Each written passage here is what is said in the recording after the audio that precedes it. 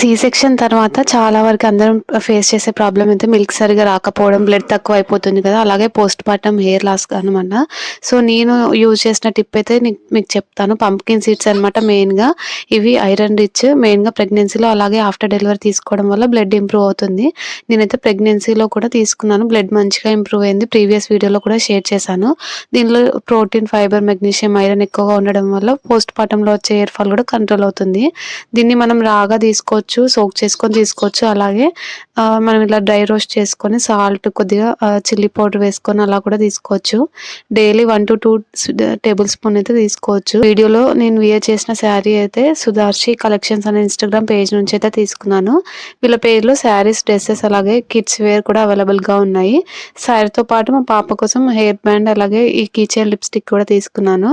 ఎవరికైనా ఇంట్రెస్ట్ ఉంటే వాళ్ళ పేజ్‌ని ఇక్కడ ట్యాగ్ చేస్తున్నాను. ఒకసారి అయితే చెక్ చేయండి.